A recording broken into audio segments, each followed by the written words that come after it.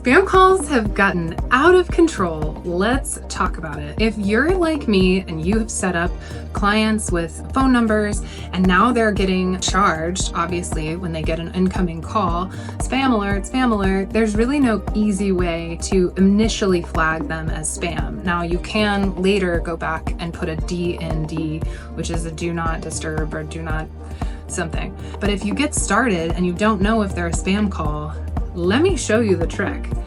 Before you get started, if you don't know where this recipe or this IVR flow is what it's called, then I'll show you. So inside of your dashboard on the left side, go down and click automation. Inside of the automation dashboard, you have the opportunity to create a workflow.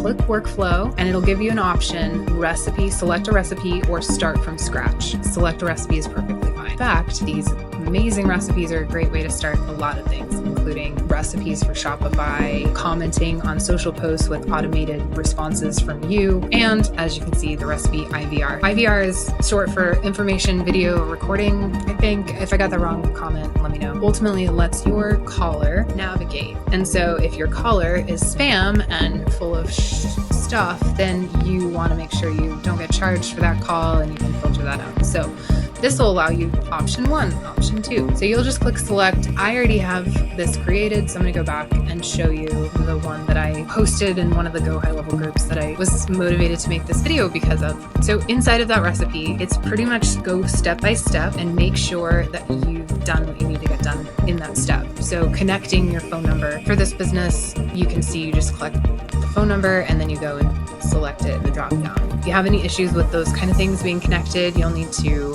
talk to your support team. If you're using KHightower, you've got support. So go back. Oh, I'm going to go back. We'll do the welcome message, and this is where I pulled in AI. My client wanted something to sound like a human, and I used my voice from videos, and it created an AI synthesis. So cut and paste all the scripts that I would use along this phone call series. Anyways, you can make it whatever. It can say, "Hey, what's up, your mom?" You can you can play fun, but anyways, press 1, press 2. You get the idea. For our services, press 1. For sales team, press 2. For customer support, press 3. To record a voice message. Right, okay. Hopefully you can hear that. And then this is important. So you're going to map the caller's input, and this is where you're going to make sure that when they press 1, that's what they're taken to, et cetera, et cetera. And then it'll route them based on how you've set it up. And then again, you have the option to either have a robot, which this section of the flow is a robot, but you can update by saying play a message, and that's where you would upload your custom message. So I'm glad this actually showed up. And you can even control things like how many times it loops through, etc. One thing that someone asked is, how do I make sure that my sales team or the customer is followed up with? Because the missed call text back won't necessarily apply, and it can. So let me just show you real fast what that looks like. They press 2 and they go to the voicemail. So it says, okay, hey, please tell us about what you need. This client has a delivery service. Record your message. We even have the option for a beep. You can play the beep or not. And then it also stops recording after 5 seconds of silence. So this is important. You can up it or down it if you find that people are getting cut off. Here's the fun part. In order to follow up with your sales team, you can create a task, and it's a task notification that allows you to go in and say, hey, this is for, my sales associate so-and-so, and they left a voicemail in this city with this information. Here we are, because this will come through this. It's the beauty of digital phones.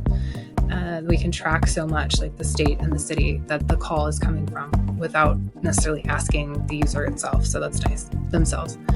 Yes. Okay. So that's that. And then the last part is texting the customer and saying, hey, thanks for leaving a voicemail. So here it is. You just click the SMS as the trigger and allow your information to go here. And that's it. You could add other things too. Send an email. There's other options here. And these are this one is fun because this is the list of services. And I think it's important to note that if they don't press anything, that you have them loop back and collect their info. Hey, just want to tell you if you want services, press 1, And that way, if they're sitting, maybe they got distracted for a minute. Oh yeah. It also helps because if there's a spam bot and you tripped it up and it pressed a button and it magically got through somehow, maybe it doesn't get to do that again. And then of course we've got this option 3 is to transfer it to an agent. And by agent, that means any phone number that you want. You can do it on your sales team, you could do it externally, whatever. The other one is obviously still no action and you just keep looping them. I think that's important. So this will all be already in for the most part. You may have to duplicate to an extent, but this should already be in the recipe, which is why it's so exciting. Join me. I'm going to start posting more, so subscribe and all that good stuff. All right. Thanks. Bye.